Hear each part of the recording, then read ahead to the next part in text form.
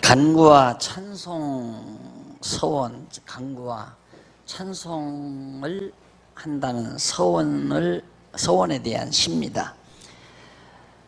죄 가운데 있을 때의 구원에 대한 간구와 죄 가운데 있을 때 날 구원해 달라는 간구와 또 찬송. 시편이 언제나 그렇게 됐다고 그랬죠? 시편 구조가 언약,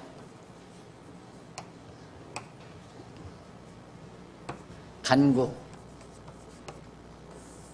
그 다음 찬송.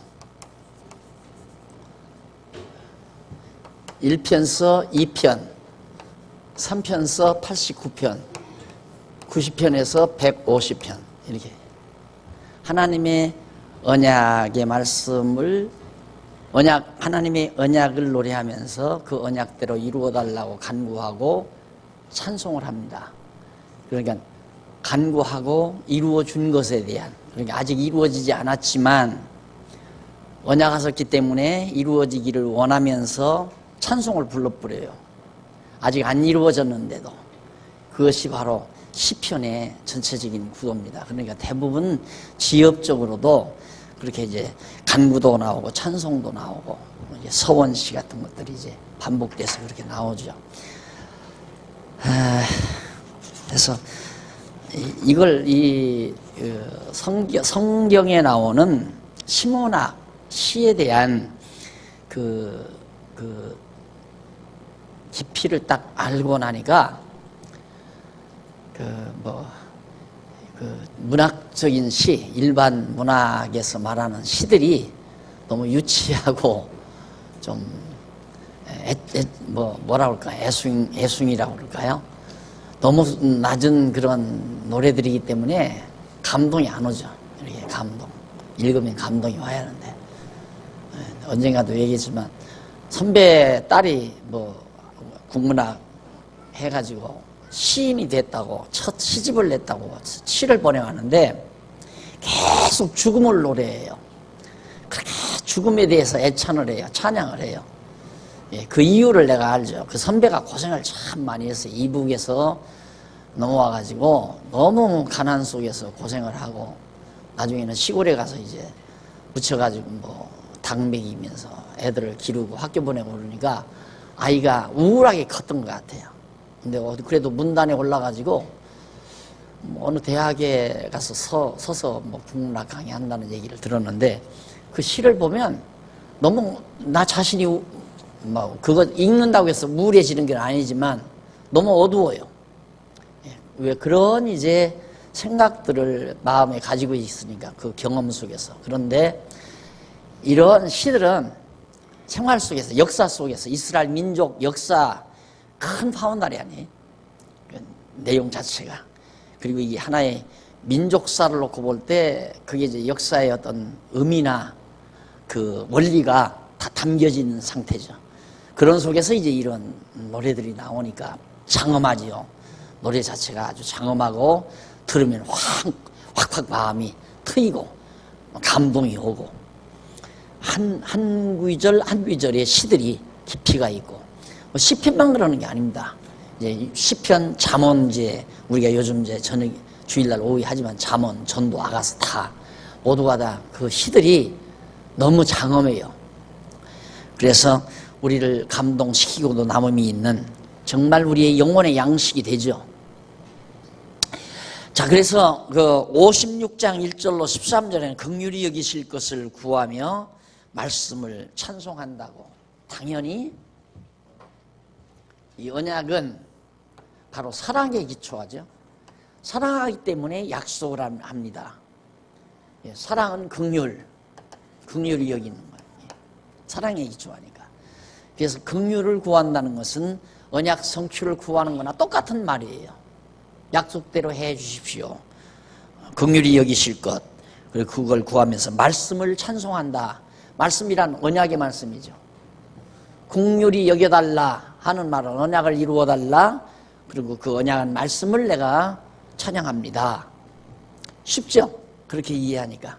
안 그러면 그렇게 우리들이 이 언어들을, 이 시편에서 사용하고 있는 언어들을 이렇게 그 공통분모를 정해놓고, 언약이라고 하는 이 하나의 공통분모를 정해놓고 이해하지 아니하면 다 갈기갈기 관계가 없는, 말씀과 사랑과는 아무 관계가 없죠.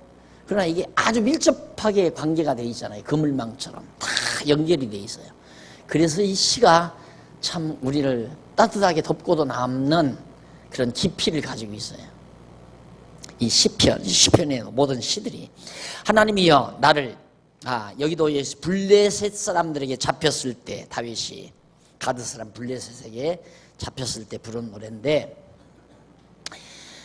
그때 이제 여기 79페이지 성경 본문 밑에 해설 보면 이 서원시는 요낫 엘렘 르호김이라고 하는, 곧 성소에서 멀리 떨어져 있는 비둘기와 같은 다윗이, 비둘기와 같은, 그러니까 성소에서 멀리 떨어져 있는, 그러니까 블레셋이라면 예루살렘에서 아주 거리가 멀잖아요.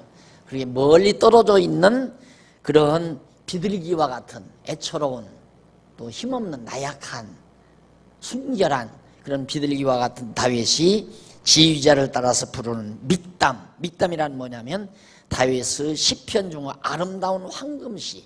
믹담은 시편 중에 가장 아름다운 황금시인데 바로 이 56편이 황금시란 말입니다. 황금시로서 다윗이 가드에서 블레셋 사람에게 잡혔을 때, 블레셋 처음에 왕 되기 전, 다윗이 왕이 되기 전 블레셋 골리앗 장군 죽였잖아요. 그러니까 다윗이라면 블레셋 사람들이 늘 증오심을 가지고 있는데 다윗이 글로 망명 왔다는 말을 듣고 다윗을 붙잡아 버린 거예요.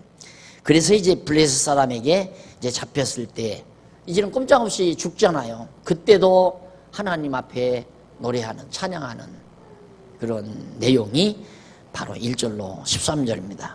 하나님이여 나를 긍휼히 여기소서. 사람이 나를 삼키려고 종일 치며 압제하나이다. 나의 원수가 종일 나를 삼키려 하며 나를 교만히 치는 자 많사오니 내가 두려워하는 날에는 주를 의지하리이다. 내가 하나님을 의지하고 그 말씀을 찬송하올지라. 내가 하나님을 의지하여 싸운즉 두려워하지 아니하리니 혈육 있는 사람이 내게 어찌하리요.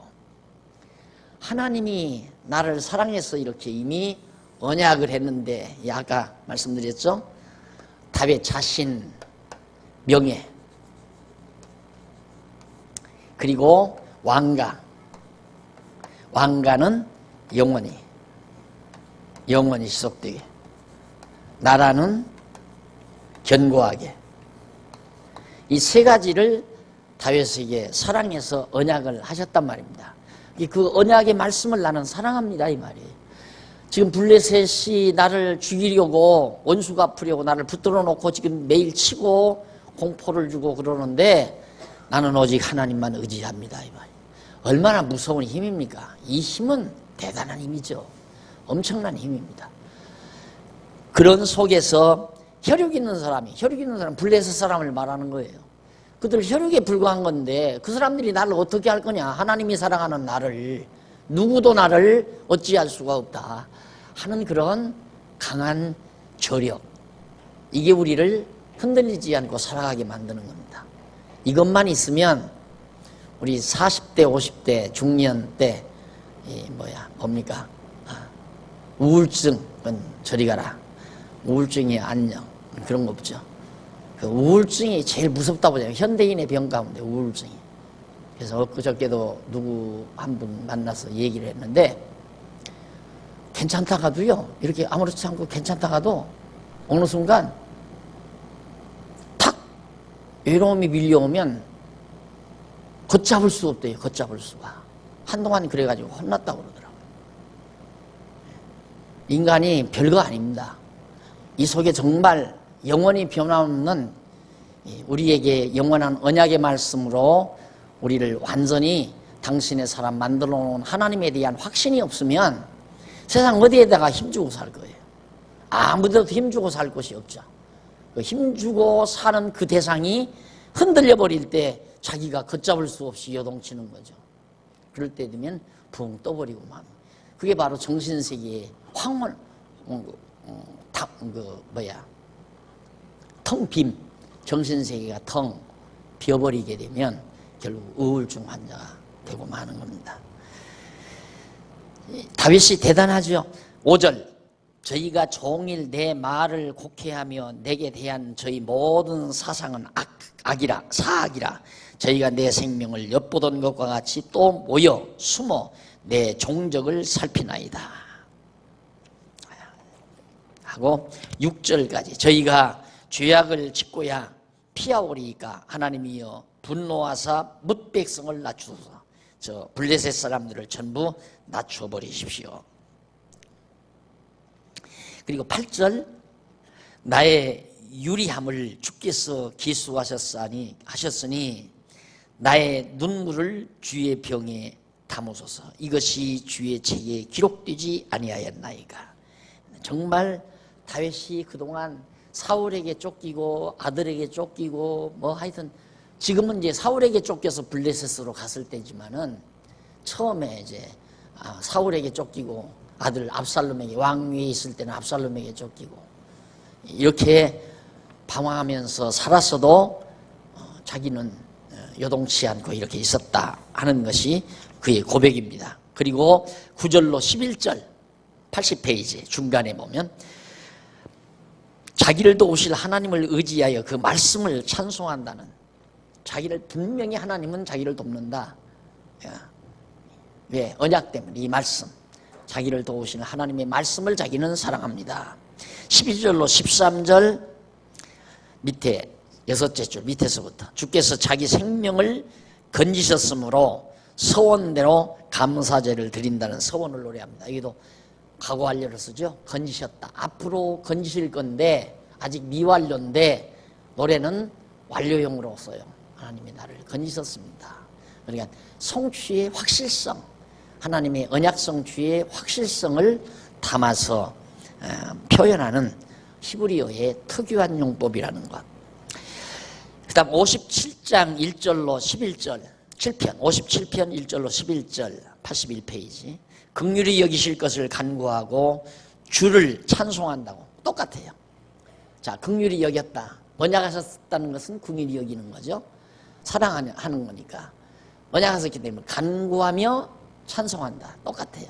예, 하나님의 언약은 반드시 이루어지기 때문에 구하죠. 이루어지는데 뭐하러 구하느냐? 이루어질 게 믿어지니까 구하는 거죠. 그걸 사모하고. 그러니까 쉬지 말고 기도하라는 말은 소망을 가지라는 말이거든요. 쉬지 말고 기도하라는 말과 소망을 가지라는 말과는 같은 의미를 가지고 있는 말이죠. 기도가 있는 사람은 소망이 있는 사람이죠. 그런데 같은 기도가 아니에요. 기도도 욕심에 의해서 나오는 기도는 절망을 가져옵니다. 탐욕에 의해서 기도를 가지고 있는 사람은 언젠가는 절망하게 돼요. 왜? 욕심대로 세상이 안 이루어지니까. 그런데 하나님의 언약의 말씀에 근거를 두고 기도하는 사람은 소망을 가지고 있는 사람이에요. 소망을 가지고 있다는 말과 쉬지 말고 기도하라는 말과는 같은 의미란 말입니다. 그래서 하나님의 언약은 반드시 이루어지기 때문에 그 소망을 가지고 하나님을 찬송한다. 그런 의미로 여러분들이 이해를 하시면 참 시편이 더욱 우리에게 깊이 다가오는 양식을 공급받게 되어질 겁니다. 그래, 긍휼히 여기실 것을 간구하고. 그러니까 이거에 우리들은 보통 이 문구를 우리들의 언어로 어떻게 이용하느냐면 내가 지금 어렵게 생겼으니까, 어려운 처지에 있으니까 하나님 날 좀 긍휼히 여겼으면 좋겠다. 그냥 이런 내 나름대로의 소원. 예, 애간장 녹는 소원이죠. 그건 이루어질지도 안 이루어질지도 모르는데 그냥 좀 하나님이 도와주면 얼마나 좋을까. 그런 차원에서 이 말을 이해하면 안 돼요. 확신이에요. 이건 그냥 분명히 하나님은 날 긍휼히 여기신다. 확실히 여기신다. 그렇기 때문에 그 소망을 가지고 하나님을 찬양한다 이 말이에요. 그러니까 찬양은 엄밀히 말하면 어려울 때는 찬양을 안 하고 형통할 때만 찬양하고, 공고할 때는 하나님 미워하는 그게 아니고 공고할 때도 하나님 찬양하고 형통할 때도 하나님 찬양하고, 공고할 때는 하나님이 긍휼히 여기실 것을 믿고 찬양하고, 형통하게 되면 형통해서 찬양하고. 그래서 성경은 공고할 때는 생각하고 형통할 때는 찬송하라 이렇게 나오지만, 생각하라는 말은 바로 이거죠. 어려움이 왔어도 이걸 생각하라 그 말이에요. 나는 하나님의 언약자손이다. 그러니 하나님이 나를 절대 버리지 않는다는 걸 믿고 소망하면서 찬송하는 것, 이것이 어려울 때 처한 우리들의 올바른 자태이어야 한다는 얘기죠. 자, 그래서 넘어가서 1절로 4절에 보면, 이것도 사울이 피하여 아둘람 굴 속에 가서 사울을 피해서 있을 때, 그때 이제 엔겐디 굴에 숨어 있던 그때 그렇게 부른 것으로 짐작이 됩니다. 굴 속에 가서, 굴 속에 숨어 있다가 나와 보니까 사울이 막 군졸들하고 불 입구에서 막 삥 둘러 누워 있고, 사울은 그 가운데 누워서 깊이 잠들어 있고, 그거 다 배웠죠? 기억나요? 예. 그럴 때 이제 이 찬송을 불렀다라는 얘기입니다. 1절로 4절에 보면 자기를 삼키려는 자에게 구원하실 하나님께 긍휼히 여기시라는 거. 자, 그런 정도의 이제까지 제가 설명한 정도의 그런 생각을, 그런 믿음을 이 다윗이 가지고 있었기 때문에, 자, 이게 굴이에요. 자, 굴속. 이 굴속인데 여기에 이제 다윗이 숨어 있었단 말입니다. 근데 굴 밖에 여기서 사울의 군대들이 삥 둘러 있고, 여기 사울이 누워서 지금 잠을 자고 있고. 근데 다윗이 나와서 이렇게 보니까 사울의 군대들이 삥 둘러서 누워 있고, 사울도 피곤해서 잠이 들었단 말입니다. 다윗을 따르던 친구가, 무리가, 주여 명령만 하라 이거예요. 창으로 사울의 머리 한번 확 박으면 끝납니다. 다윗이 하지 말라고 그러잖아요. 저 망할 자다 이 말이에요. 저건 왜 구태여 내가 죽이느냐. 내가 안 죽여도 이건 망할 인간이니까 하나님이 이방 군대들을 통해서라도 하나님이 죽이는데 무엇 때문에 내가 죽이느냐. 죽이지 말라 이 말이에요. 이 정도 믿음이 다윗이니까 그렇게가 아니라니까요.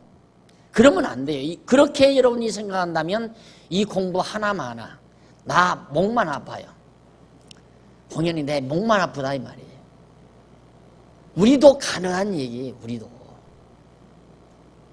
다윗이 그 믿음을 가졌다면 우리도 가질 수 있는 거죠. 그럼 다윗은 어떻게 그 믿음이 있었는가? 아니까. 하나님께서 역사를 통해서 드러내시는 하나님의 역사를 그가 친히 보고 느끼고 하나님께로부터 직접 언약을 받고, 그러니까 그 믿음이 오는 거예요. 그럼 오늘 우리들이 공부를 왜 합니까? 그 믿음 가지려고 그러는 거 아니에요? 안 주겠잖아요. 얼마나 그 마음이 바다처럼 넓잖아요. 이 보편적으로 우리들의 표현 같으면 바다처럼 마음이 한없이 넓은 것. 지금 이게 죽이려고 해서 이 속에 와서 숨어 있는 거 아니에요. 생쥐처럼. 그러니까 보편적으로 생각하면 이가 갈리죠. 그러나 이가 갈리는 게 아니라 불쌍하고 참 처절하다 이 말이에요. 이게 나와보니까 이 꼴을 하고 있으니까 왕이 나중에 왕 앞에 뭐라고 그래요? 별 볼 일 없는 나를, 쉽게 말하면 고양이 앞에 쥐 같은 나를 대왕께서 무엇 때문에 이렇게 나를 쫓아다니십니까? 그러니까 사울이 미안하다 잘못됐다. 그런데 또 악신이 들어가서 또 난리를 치는 거예요. 사울에게서. 하나님이 지키신다. 이거 항상 마음에 간직하고 살아야 마음도 넓어지고 어떠한 형편과 처지에서도 내 마음의 노래를 잃지 않고 소망이 사라지지 않고, 그래서 하나님의 백성으로서 정말 자격 있게 살아갈 수 있다는 얘기죠. 자, 그다음 거기 이제 중간에 히브리어 나오죠. 헤세드라는 말, 그 인자라는 말이에요. 언약을 세우신 여호와의 은총이라는 뜻이에요. 언약을 세우신 은총, 인자, 은총, 사랑, 긍휼, 이거 다 같은 공통 분모, 언약을 세우신 하나님께서 하나님의 사랑하는 자에게 언약을 했단 말은 인자하심, 은총을 베푸심, 사랑하심, 긍휼을 베푸심 다 같은 맥락이라고 합니다. 근데 하나님이 나를 사랑했다 하는 말은 쉽게 하면서도 하나님이 나에게 언약하셨다라는 말은 생각을 안 한다니까요. 하나님이 내 일평생만이 아니라 영원토록 나 개인에 대한 것도 다윗만이 아니라 내 개인에 대한 문제도 다 하나님이 준비해 놓으시고 또 영원토록 하나님의 나라에서 영원토록 영원하신 그리스도의 백성으로서 또 그리스도의 하나님의 영원하신 나라에서 견고하게 살아갈 것에 대한 언약이 이건 모형이지만 우리에게는 참것. 여기는 다윗을 통해서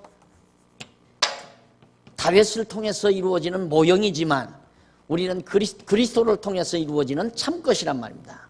진짜 것. 그런데 왜 다윗은 모형을 가지고도 저런 믿음으로 사는데 우리는 참것에 대한 언약을 받고도 그렇게 못 산다는 건 모르기 때문에 그런 거야. 못 깨달으니까.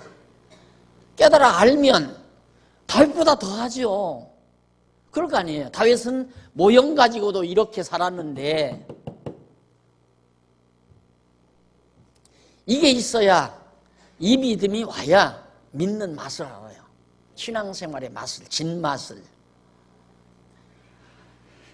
자, 그 다음 그 밑에 진리라는 말도 있어요. 에메트라는 말인데 이는 언약을 이루시는 여호와의 신실함, 진리, 진실? 진리, 참. 예, 뭐가 진리냐? 하나님은 언약하시고 언약대로 이루시는 게 진리다고 말이에요. 그래서 역시 진리라는 말도 언약을 이루시는 여호와의 신실함과 관련이 돼 있고 역시 헤세드라는 말도 여호와의 은총, 언약을 베푸신 은총과 관계가 있는 용어들. 다 언약을 떠나서는 하나도 용어들이 이해가 잘 안 되는 그게 바로 시편에 담겨진 언어들입니다. 그 다음 베네이아라는 말, 베네이아 아담이라는 말이 나오죠. 그 밑에 보면 히브리어 이게 인생 중에 그런 말이거든요. 이는 사람의 자손들이라는 말입니다. 사람의 자손들, 인간의 자손들. 자, 그 다음 5절로 8절에 보면 주의 영광이 높아지기를 원하며 자기의 영광을 통하여 찬송한다는 서원을 노래합니다. 이것도 보면 주의 영광이 높아지기를 바란다. 이게 무슨 말이냐면 주님의 영광, 이게 뭐냐? 언약대로 이루어야 하나님의 인자하심의 영광, 사랑의 영광, 은총의 영광, 긍휼의 영광이 다 드러나는 거죠. 하나님의 진실하심의 영광이. 그렇죠? 그러니까 다윗이 하나님의 영광이 높아지기를 원하고 그리고 자기의 영광을 통하여 찬송한다. 자기의 영광. 하나님의 영광이 드러나면 언약대로 이루어지면 다윗은 승리하잖아요. 그러니까 그것도 역시 하나님 앞에 찬송한다. 하나님의 영광 드러난다는 것은 하나님의 정하신 뜻이 역사 속에서 이루어질 때 그것이 바로 하나님의 영광이 드러나는 거고 그런 결과가 다윗에게 승리를 가져다 주고 그래서 또 하나님을 찬양하고 그런 내용의 구조로 5절과 8절이 기록되어 있습니다. 그 다음 9절로 11절 다윗이 주를 찬송한다는 서원과 주의 영광이 높아지라는 간구. 주의 영광이 똑같은 얘기예요. 주를 찬송합니다. 왜? 언약대로 이루시는 그 높으신 인자하심과 사랑과 긍휼과 은총의 영광이 드러남을 내가 찬양합니다. 이 말이에요. 그 다음 58편 1절로 11절 악인의 악독을 고발하면서 심판하여 멸하시라는 간구입니다. 악인의 악독. 자, 이 시 역시 아다시의 곧 멸하지 마옵소서라는 뜻으로 다윗이 지휘자를 따라 부른 믹담, 곧 황금시라고 그랬죠. 믹담이라는 말은 황금시다. 그러니까 아다시엣이라는 말 앞에 나오죠. 알다시엣이라는 말은 멸하지 마옵소서 이런 말에 대한 표현입니다. 히브리 말의 표현.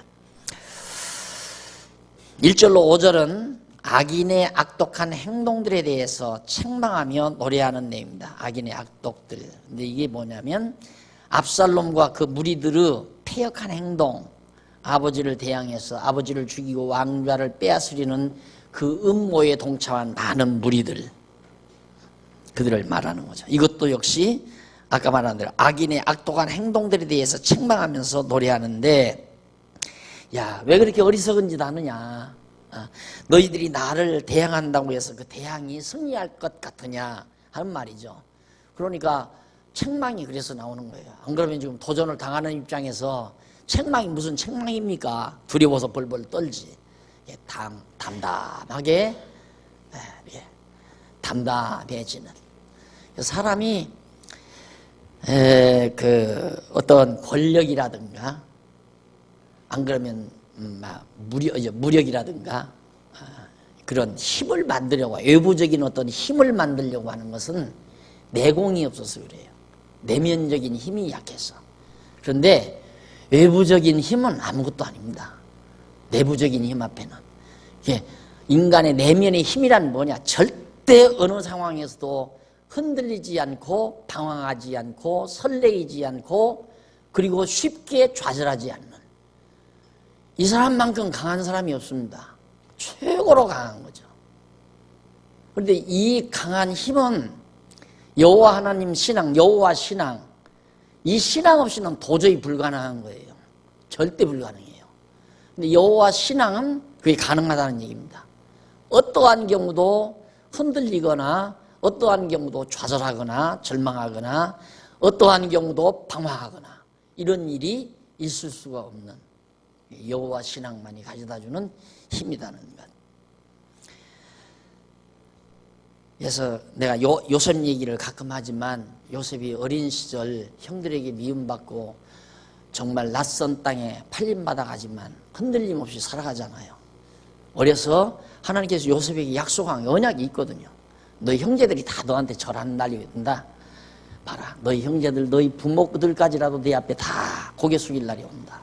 이거에 대한 언약을 꿈으로 요셉이 받잖아요. 바로 그 언약을 받은 여호와 하나님을 의지하고 형제들이 미워해도 사랑하는 부모를 떠나서 객지에 가서 억울함을 당하고 종노릇하며 살아도 좌절하거나 흔들리지 않고 굳굳하게, 그게 강한 사람이죠.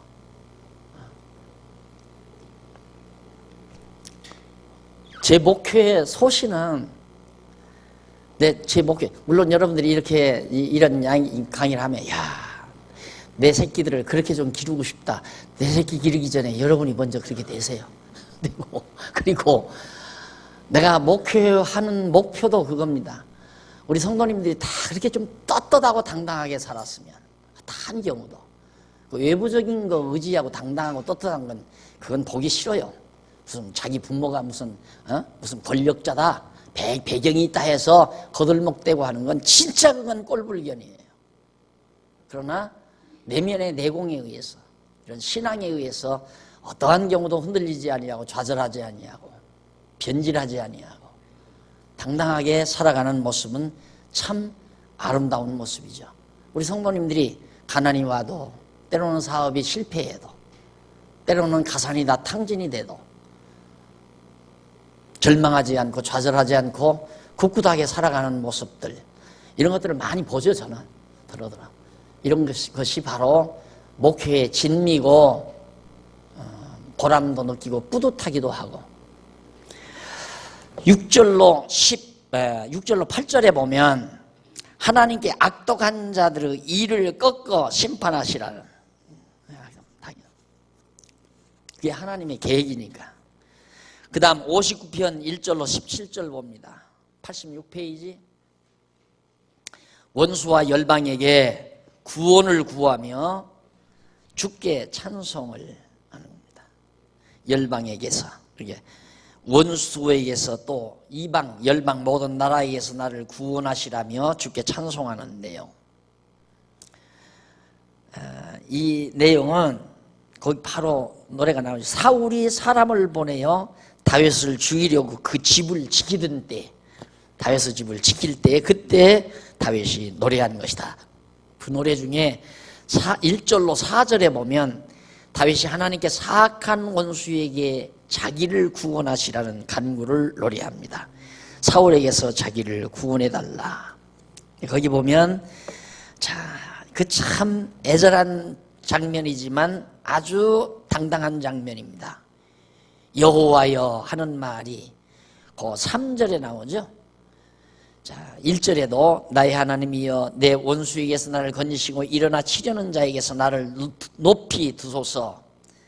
3절에 보십니다. 저희가 나의 생명을 해하려고 엎드려 기다리고 강한 자가 모여 나를 치려하오니, 이런 상태에서, 아주 깁박한 상태에서 여호와여 이는 나의 범과를 인함이 아니요 나의 죄를 인함도 아니로소이다.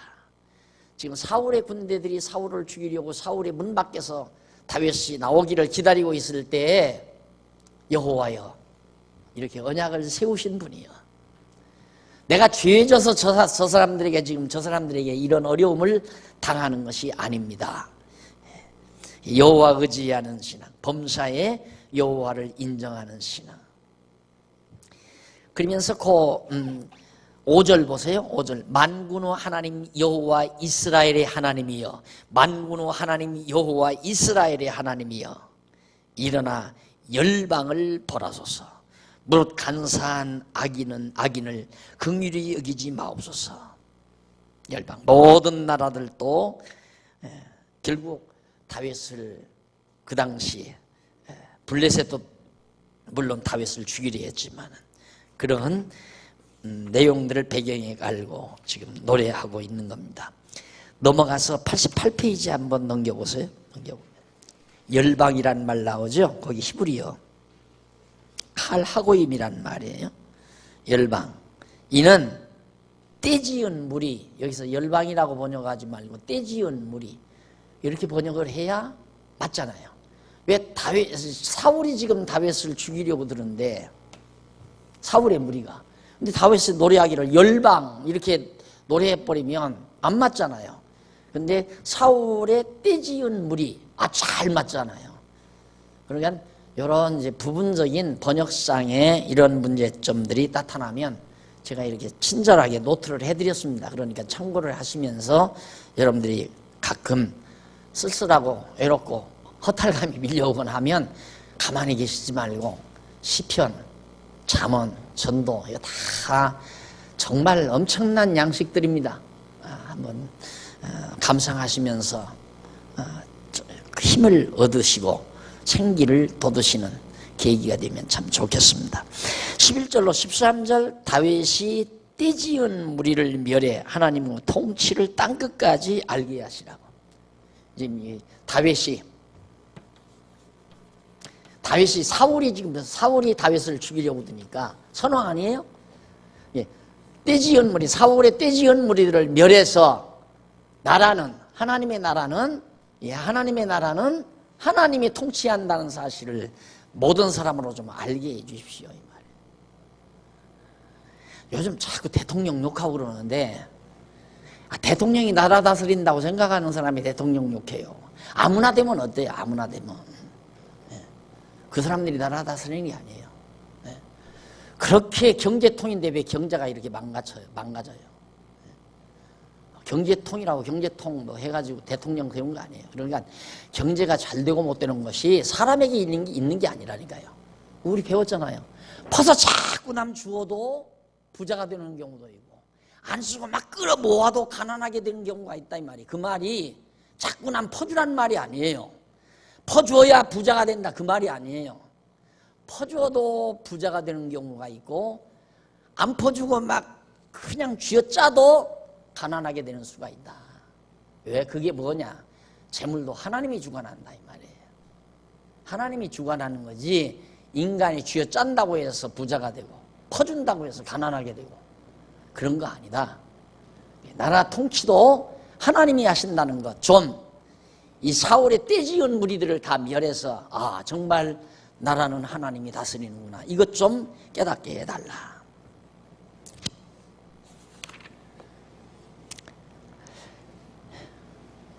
그러면서 14절로 17절 대적으로 패배케 하시라며 주께 찬송한다는 서원을 노래하고 있습니다. 대적을 다 멸해달라. 그 다음에 60편 넘어갑니다. 90페이지 1절로 12절 주께 회복을 구하고 대적을 치게 해주실 것을 간구하죠. 이게 다윗이 교훈하기 위해서 지은 믹담이라고 해서 황금시. 그런데 영장으로 수산 에드스에 맞춘 노래, 다윗이 아람 나하라임과 아람 소비와 싸우는 중에 요압이 돌아와 에돔을 영곡에서 쳐서 1만 2천인을 죽였을 때 다윗이 노래하는 내용입니다. 네, 여기 이제 그 내용은 그 밑에 해설에 나오는데 수산 엣돈, 이 말은 뭐냐면 곧 증거 백화파라는 노래가 있어요. 노래가 증거의 백화파라는 노래의 곡. 예, 산 토끼 토끼야라는 곡이 있잖아요. 그 곡에 맞춰서 다른 이 시를 불렀다, 그런 얘기예요. 그러니까 증거 백합파라는 노래가 수산 엣돈이라는 말이란 말입니다. 그다음 믹담은 황금시라는 얘기고.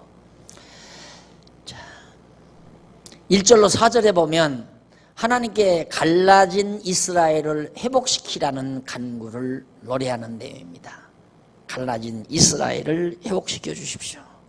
그러니까 막 전쟁을 해가지고 나라가 갈라졌는데, 백성들의 마음이 갈라졌는데 그걸 다시 하나로 묶어 주십시오, 그런 얘기죠.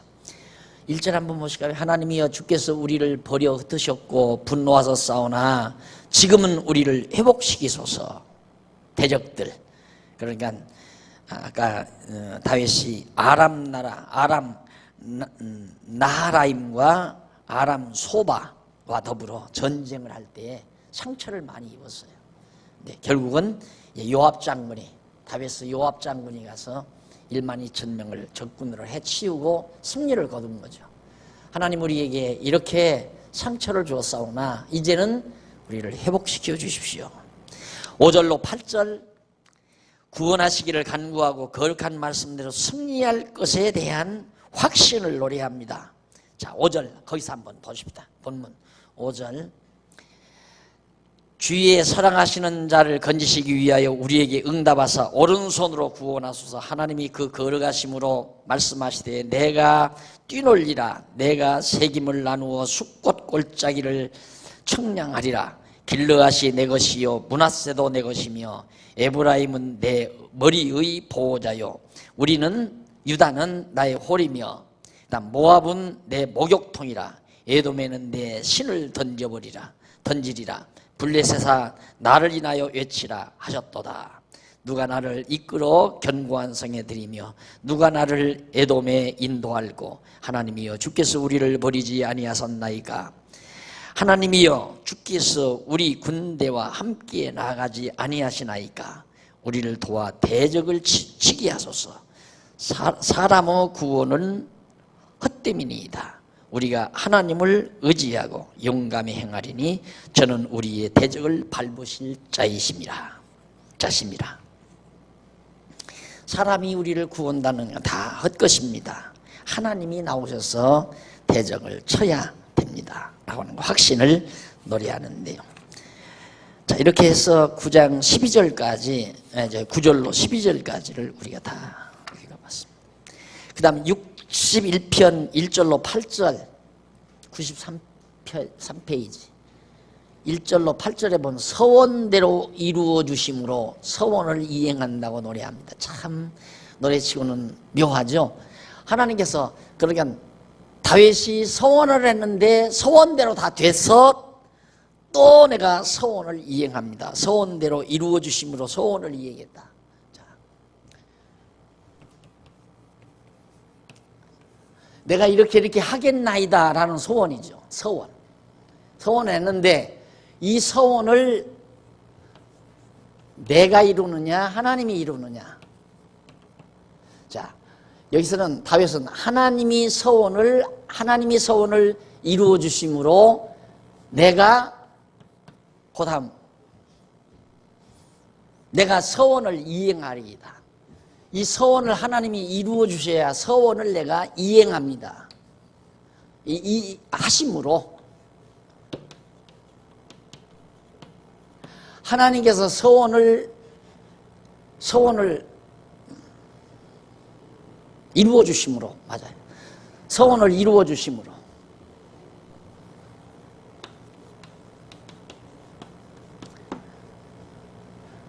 여러분들의 생각의 틀을 바꾸어 드리기 위해서 이렇게 내가 노력을 합니다, 지금. 서원을 지금 다윗이 했어요? 그럼 당연히 우리들의 언어 감각으로는 다윗이 서원했으니까 다윗이 서원을 이행해야 되잖아요. 근데 다윗이 이행을 하는데 어떻게 해야 이행을 하는가? 하나님이 서원대로 이루어 주셔야 내가 이행할 수 있습니다. 그러니까 이행한다는 말은 하나님이, 다윗이 스스로 그냥 행한다는 말이 아니에요. 내가 서원을 했는데 하나님이 서원대로 이루어 주시기 때문에 나는 이행하는 자가 된 겁니다, 이 말이에요. 그러니까 서원도 하나님이 하게 하시고 서원을 이루어 주시는 분도 하나님이시고, 그래서 나로 하여금 이행하게 하는 분이고. 이걸 빨리 이해하시려면, 내가 초등학교 때 항상 키가 작아서 앞줄에 섰어요. 앞에 그냥 나보다 좀 더 작은 놈이 있어가지고 두 번째는 틀림없이 서는데, 안 그러면 두 번째 섰다가 세 번째 섰다 그랬거든요. 그러니까 운동회 때 이게 이제 경기를 하려면, 다른 분지를 하려면 8명씩 짝을 지어야 하잖아요. 8명씩 짝을 지면 꼭 4등 아니면 잘하면 3등 가고 4등, 5등 이래요. 그러니까 운동회 때 상을 못 하는 거야. 그런데 아버지가 열받으셔가지고, 아버지가 나가서 이제 막, 그 부모 경기 때 나가셔가지고 1등 해가지고 상을 타가지고 네 거다고 주더라고요. 항상 나는 이거 생각하는데 그 생각을 하는 거예요. 아버지가 다 다름질을 해서 상 탄 거예요. 그런데 그것이 내가 상 탄 것이 된다고 말입니다. 여러분, 그런데 어떻게 우리가 하나님을 잊어버리고 살아요? 범사에 어떠한 일이든 모든 범사에 여호와 하나님을 어떻게 잊어버리고 사느냐고요. 그래서 범사에 그를 인정하라 하는 얘기입니다. 항상 모든 일에 그를 인정하고 살아라.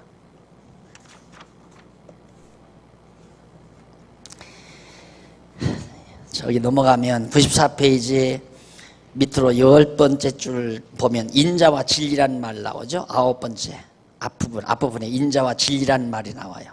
그래서 인자는 헤세드라는 말이고 진리는 에메드라는 말 자주 나와요. 인자와 진리. 이게 참 해석하는데 어려움이 참 많아요. 인자와 진리. 굉장히 중요한 말이기 때문에 자주 나오는데 그 깊이를 잘 모른단 말입니다. 그래서 자주 이제 기억하시라고 자주 취급을 해드립니다.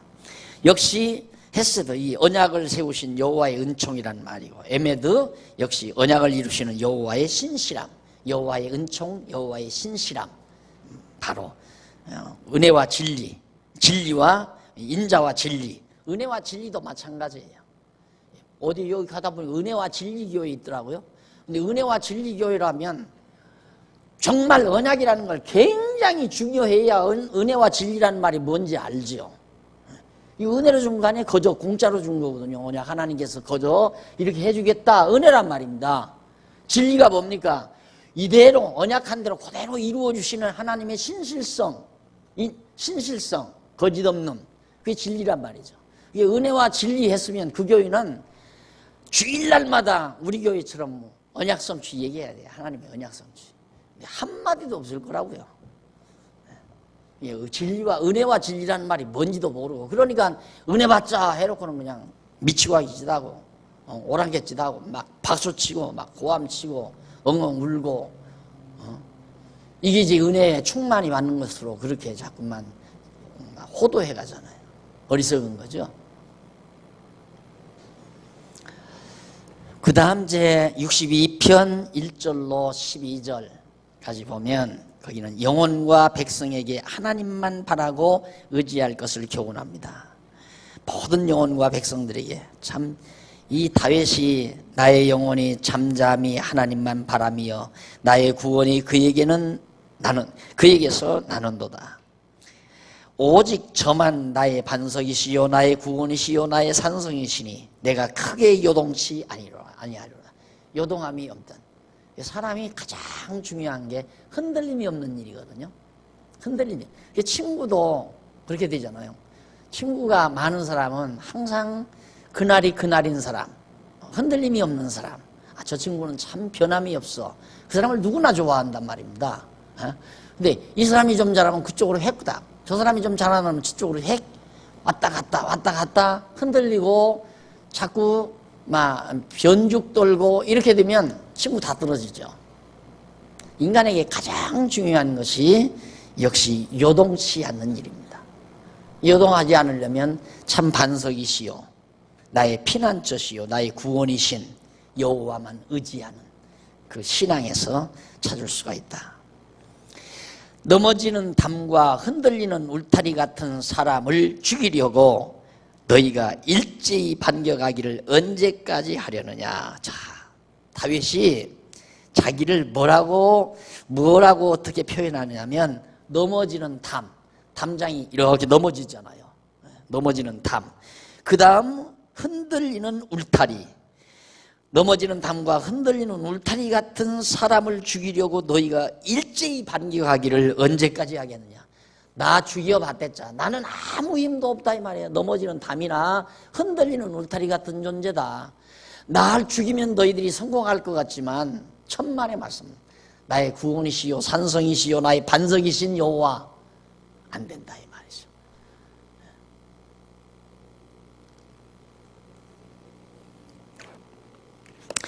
그 다음 이제 5절로 7절에 보면 다윗이 자기 영혼에게 자기의 구원이신 하나님만 바라라. 오직 너는 여호와 하나님만 바라보고 소망하면서 살라. 8절로 12절 피난처이신 하나님만 의지해라. 어떤 난관과 어려움이 와도 하나님만이 나의 진정한 참 피난처이시다. 여러분 마음이 한번 막 흔들렸을 때, 마음이 그냥 막 복잡한 것이 밀려왔을 때 어디 가도 그걸 수습할 길이 없잖아요. 여호와만이 수습책입니다. 그럴 때마다 잊지 말고 여호와 하나님 의지하고 나에게 이런 엄청난 은총과 자비를 베푸신 하나님의 사랑을 기억하고 그 안에서 마음을 차분하게 가라앉히는 일, 이것이 곧 우리의 신앙 성숙의 한 과정임을 기억하시기 바랍니다. 그 다음 넘어가서 3번 양쪽 가로 세 번째 98페이지 간구와 서원 및 찬양시. 간구와 서원 역시 찬양시. 이것이 63편에서부터 68편까지 나옵니다. 그런데 그 밑에 두 번째 줄 보세요. 제목 밑으로 두 번째 줄 끝부분에 보면 그 내용 가운데, 그러니까 63편에서 68편 내용 가운데 63편은 구주를 찾고 찬양하며 하나님을 즐거워한다는 서원을 노래하는 내용이고, 64편은 간과한 대로 이루어 주실 것을 확신하며 자랑한다는 서원이고, 그 다음 65편은 회복하여 주시는 하나님의 은총을 찬양한다는 서원을 노래하는 내용이고, 66편은 구원의 능력을 찬양하며 번제를 드린다는 서원을 노래하는 내용이고, 67편은 긍휼히 여기셔서 복을 주어 찬양케 하시라는 간구를 노래하는 내용이고, 68편 1절로 6절은 악인의 망하기를 구하면서 악인에게 찬송하라고 교훈하는 노래, 7절로 18절은 광야에서 백성들 앞에 나타내신 주의 권능에 대한 찬양을 노래하는 내용, 마지막 19절로 27절은 원수에게서 구원하신 주의 권능을 송축하라고 교훈하는 노래, 마지막으로 28절로 35절은 하나님께서 행하신 능력을 열방에게 찬양하라는 명령을 노래하는 내용으로 그렇게 이루어져 있습니다. 그러니까 63편에서 68편까지의 내용이 줄거리입니다. 자, 그럼 먼저 63편 1절로 11절 이쪽에 나오죠. 99페이지 보면 주를 찾으며 찬양하고 하나님을 즐거워할 것을 서원하는 그런 내용. 서원, 거듭 나오죠. 이 서원은 하나님이 그렇게 소원을 주시고 서원을 주고 소원을 주어야 서원이 이루어지죠. 그렇게 하고 싶다는 소원이 생겨야 하나님 내가 이렇게 하겠습니다 라고 서원을 하잖아요. 서원의 전제는 소원입니다. 이 소원은 하나님으로부터 오는 거예요. 하나님께서 너희 속에 소원을 주고 이루신다. 우리 속에 어떤 일이 이루어지기를 바라는 소원을 주고 이루신다. 그러니까 하나님이 소원을 우리에게 주어서 서원하게 하고 서원한 대로 하나님이 이루어 주심으로 내가 서원대로 이행합니다 라는 얘기죠. 이건 내가라고 하는 이 내가는 본주어가 아니에요. 가주어죠. 이건 결국 본주어는 하나님이죠. 하나님이 이거 모두 다 이렇게 이행하게 하시죠. 나로, 여기는 내가라고 하지 말고 나로 이렇게 해야죠. 잘 쓰려면, 날들어 번역을 하면 하나님이 소원을 주어서 서원하게 하고 서원대로 하나님이 이루어 주심으로 나로 이행하게 하신다. 맞죠? 깨끗한 문장이에요. 아주 깨끗한 문장이죠. 이렇게 시간마다 얘기를 하는데도 사고 구조를 안 바꾸시면 한마디 할까요? 네? 안 들었다고 생각하고 석두. 어떻게 안 바꿔요? 바꿔야죠. 바꿔야 돼요. 이거 바꿔야. 그게 바꾸어져야 진짜 신앙인이 돼요. 이 생각의 틀이 바뀌어져야. 이게 딱 바뀌어져야 돼요. 바뀌어지면 이제 생활도 그렇게 자꾸 나가게 되죠. 자꾸 이제 생활도 그렇게 이루어지게 돼요. 내가 의롭고 착해서가 아니라 생각의 틀이 바뀌어져 버리니까. 자, 그러면 이제 이 다음 졸업시험을 보는 방법이 여러 가지가 있어요. 졸업시험을 보는 방법은 졸업생 지나가는데 듣기 싫은 소리 한마디, 자, 왜 그렇게 구지지합니까? 하고 한마디 하면 씩 하고 지나가면 졸업생이 안 되는 거야. 참 되게 못났다 이렇게 한마디 해도 쌩긋이 웃고 지나가는 사람은 졸업생이 되는 거예요. 그럼 너 잘났다 하고 지나가는 거죠. 안 그래요? 그게 이제 이 생각의 틀이 바뀌어지면 그렇게 된다는 얘기죠. 그래서 그걸 바꿔드리려고 시간 저렇게 자꾸 한 얘기 또 하는 것 같고 한 얘기 또 하는 것 같은, 그러지만 들어도 참 진리임에 틀림이 없고 들어도 실증나지 않는 말씀임에도 정말 꿀송이보다 더 단 이 말씀으로 우리에게 다가온다는 거 아마 느끼실 겁니다. 주를 찾으며 간구와 서원 및 찬양신데 63편에 68편인데 63편은 주를 찾으며 찬양하고 주를 즐거워할 것을, 그리고 64편은 1절로 10절 간구한 대로 이루어 주실 것을 확신하며 자랑한다. 간구한 대로, 그렇죠. 소원, 이거 간구 아니에요. 이거 간구. 하나님의 언약을 간구하니까 간구한 대로 언약대로 이루어진다. 간구한 대로 이루어진다. 그러니까 언약을 전제로 한 간구이어야지 언약이 없는 자기 욕심에 의한 간구는 안 이루어지는 거 아니에요. 예? 하나님이 언약도 안 했는데 간구한다고 이루어지는 법은 없단 말입니다. 하나님이 언약을 전제로 한 간구대로 이루어 주신다. 그 말은 하나님이 언약대로 이루어 주신다는 말과 맥을 같이 하는 말이다. 그래서 그걸 확신해요. 안 믿을 수가 없죠. 하나님은 언약에서는 반드시 이룬다는 게. 지금 다윗의 노래가 전부 거기서 나오는 거라니까요. 시편이. 이 시편이 어려운 것 같아도 아주 쉽고 간단합니다. 따지고 보면. 그래서 1절로 2절 2페이지 3702페이지 위에서 세 번째, 다윗이 하나님께 원수에게서 자기를 구원해 주시란 간구. 3절로 6절은 그 밑에 자기를 해하려는 원수들의 사악한 행위에 대해서 노래하는 내용이고, 7절로 10절 밑에 하단에 하나님께서 원수를 멸하실 것을 확신하며 여호와를 자랑한다. 자랑한다는 말은 찬양한다는 말과 같아요. 자랑한다, 찬양한다. 우리들이 항상 여호와를 찬양하는 말은 여호와를 높이 자랑하는 거죠. 우리의 유일한 자랑거리입니다. 최대의 자랑거리. 최대의 자랑거리라기보다도 유일한 자랑거리여야 되죠. 내가 자랑할 것이 있다면 여호와밖에는 자랑할 것이 없는. 아직도 뭔가 내 학벌을 자랑하고 싶고, 내 무슨 뭐 권력을 자랑하고 싶고, 내 무슨 잘난 맛을 자랑하고 싶고, 자기 기술을 자랑하고 싶다면 그건 자랑이 뭔지 몰라서 그래요. 여호와만이 나의 영원한 자랑, 유일한 자랑.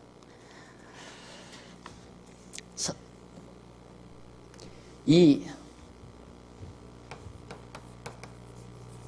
자랑을 할 때, 자랑은 보통 주관적입니다. 주관적이란 말은 내게 속한 것, 내 남편의 지위, 내가 가진 권력, 내 미모, 내 모든 실력, 능력, 내 재산, 이게 전부 주관적이죠. 근데 그 자랑은 반드시 뭘 동반하느냐면, 이 자랑을 자꾸 하는 이유는 인기를 전제로 하는 거예요. 인기를 얻기 위해서. 내가 이렇게 잘났으니까 나한테 인기를 보내달라. 인기 먹고 사는 연예인들 다 자살하고 난리치는 거 보세요. 연예인들 조금 인기 높은 아이 치고 우울증 안 걸린 인기인이 없대요. 당연할 거 아니에요. 남에 의존해서 사는 사람들이, 남에 의존해서. 이게 자기의 주관으로 사는 게 아니라, 자기 내실에 의해서 사는 게 아니라, 남이 나를 인정해 줄 때 자기가 힘을 얻어 사는 거죠. 남의 힘으로 사는 게 인기란 말입니다.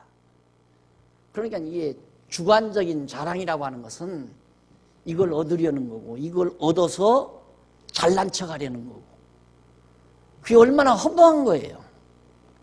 너무 분명한 거 아니에요? 너무 분명한 거거든요. 그런데 우리의 자랑은 그게 아니에요. 여호와.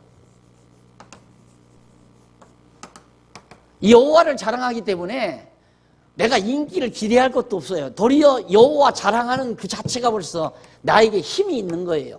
이게 이제 객관자네요. 객관. 이건 주관이고, 이건 객관자.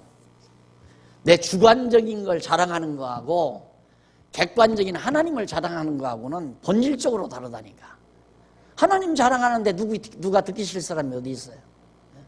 자기 자랑하는 건 듣기 싫죠. 손자 자랑하면 돈 내놓으라고 한다는데 뭐. 듣기 싫으니까. 그러니까 내 이한이 얘기 한마디도 안 하잖아요.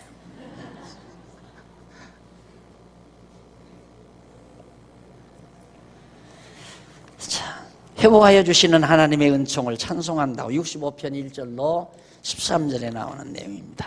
근데 거기에 4절입니까? 3절입니까? 거기 나오는데 4페이지 넘어가 보세요. 중간쯤에 보면 바로 죄악이 나를 이기었사오니라는 문장이 나오죠.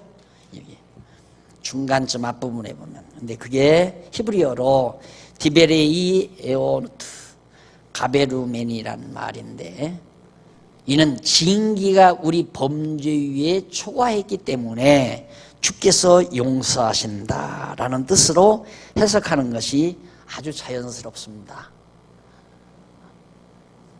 내가 히브리어 전문은 아니에요. 그런데 왜 이런 문장들을 내가 이렇게 히브리어 번역을 할 수 있나?